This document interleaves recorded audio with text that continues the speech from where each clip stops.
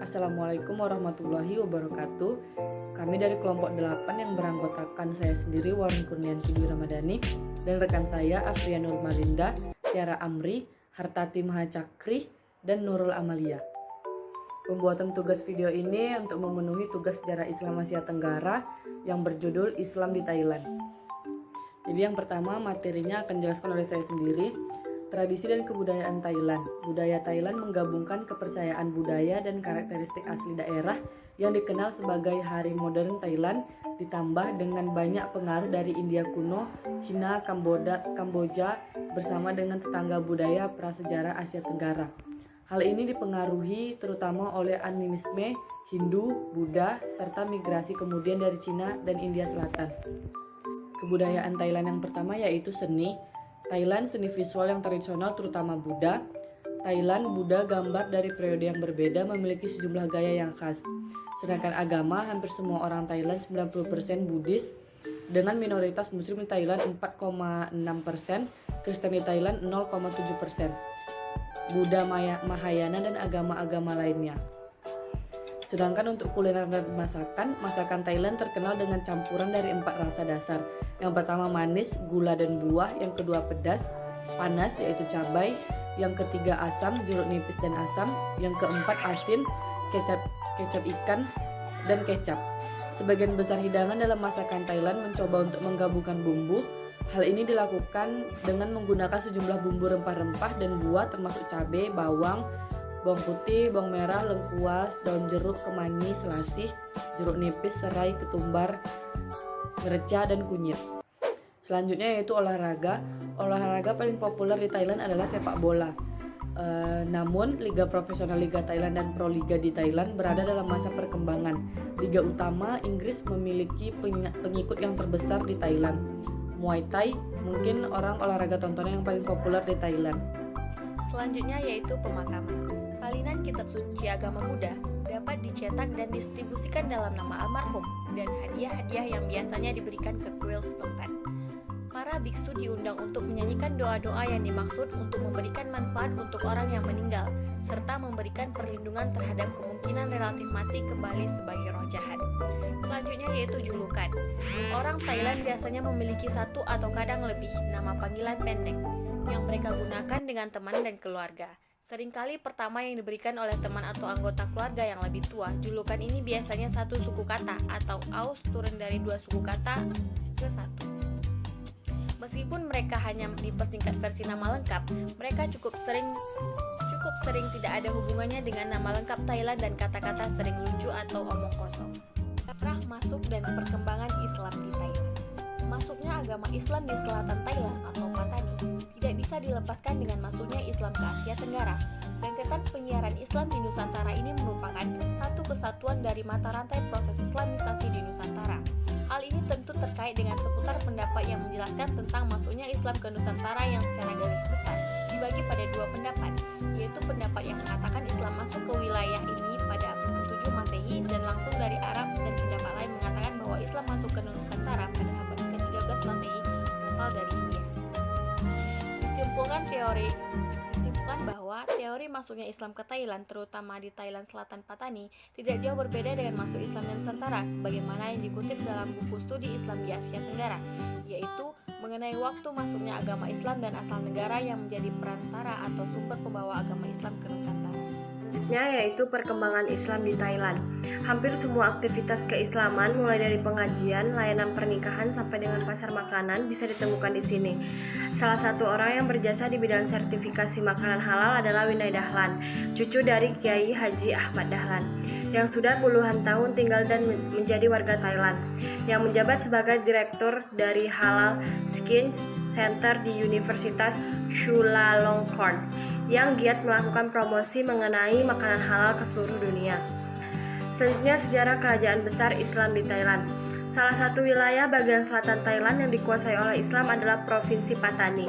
Bahkan dalam sejarah dikatakan bahwa Patani merupakan salah satu kerajaan Melayu Islam yang berada di bawah pengaruh kerajaan Siam Sukhothai dan Ayutthaya sampai pada tahun 1767.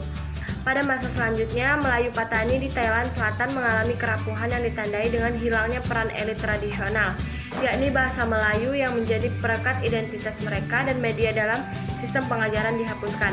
Dan akhirnya pada tahun 1909 Raja Siam mencaplok petani. Akhirnya komunitas muslim ketika itu yang berjumlah 2 juta jiwa mengalami dilema yang kompleks, diperburuk lagi oleh keadaan muslim yang terpusat di provinsi bagian selatan yang menginginkan kemerdekaan dan keikutsertaan mereka dalam bernegara tidak mendapat tempat. Selanjutnya, sosial politik dan hukum Thailand. Thailand memiliki jenis kekuasaan monarki konstitusional. Kendati monarki konstitusional, Thailand menganut trias politika dalam mana ada pembagian kewenangan jelas antara legislatif, eksekutif, dan yudikatif sepanjang 1932 sampai 2006. Thailand sekurangnya punya 16 konstitusi dan dilanda 20 kali kudeta militer. Monarki absolut Thailand dihapus sejak 10 Desember 1932 di Hari Konstitusi Thailand.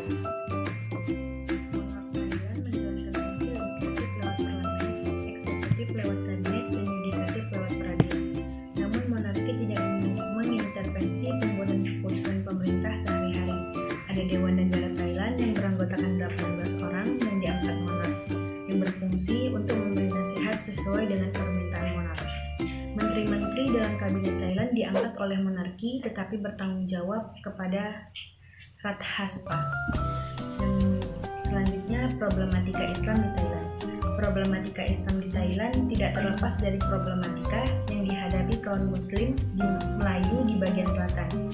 Mereka diharuskan memakai pakaian bukan Melayu dan mengadopsi nama-nama Thai bila mereka ingin memasuki sekolah-sekolah pemerintah atau mencari pekerjaan dalam dinas pemerintahan.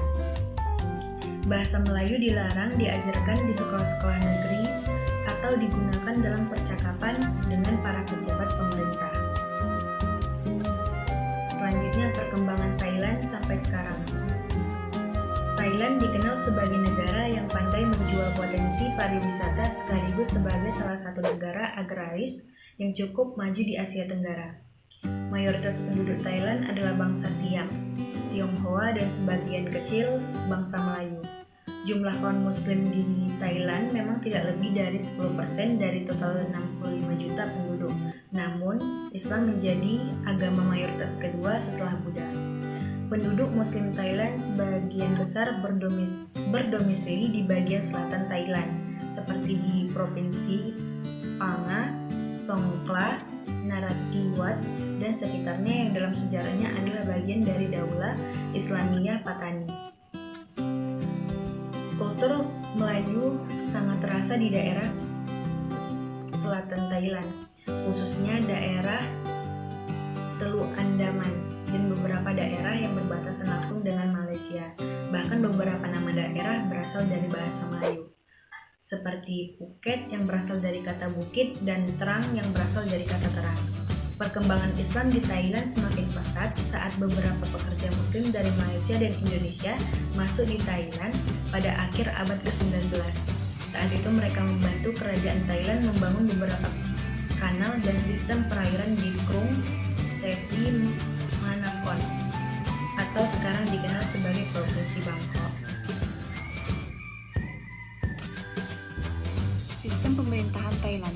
Negara Thailand mengambil bentuk monarki konstitusional dengan sistem demokrasi parlementer, di mana kekuasaan dan wewenang raja itu bersifat terbatas. Sedangkan urusan pemerintahan negara dijalankan oleh Perdana Menteri, yang dilantik oleh sang raja dari anggota-anggota parlemen, dan biasanya adalah pemimpin partai mayoritas. Parlemen Thailand yang bikameral dinamakan Majelis Nasional atau Ratha Sabha yang terdiri dari Dewan Perwakilan yang beranggotakan 200 orang. Anggota keduanya dipilih melalui pemilu rakyat. Anggota Dewan Perwakilan menjalani masa baktinya selama 4 tahun, sementara para senator menjalani masa baktinya selama 6 tahun. Konsep toleransi di Thailand. Dalam tatanan sosial, Muslim Thailand mendapatkan julukan yang kurang enak untuk didengar, yaitu Haik atau Haik, yang berarti orang luar, yang secara harfiah berarti pendatang atau orang yang datang untuk menumpang.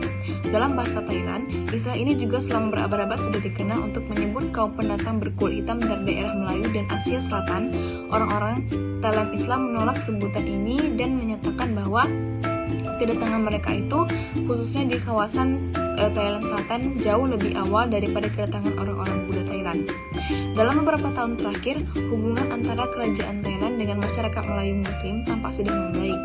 Putra mahkota kerajaan sering berkunjung ke provinsi-provinsi yang berbatasan dengan Malaysia. Pembangunan jalan dan gedung-gedung sekolah menandai adanya perhatian yang serius dari pihak kerajaan. Dan yang tak kalah pentingnya bagi Melayu Muslim adalah bahwa sejak tahun 1990-an mereka mulai mendapatkan kebebasan dalam menjalankan syariat Islam. Namun, keinginan untuk memberlakukan hukum Islam di wilayah mereka itu tetap harus mereka perjuangkan.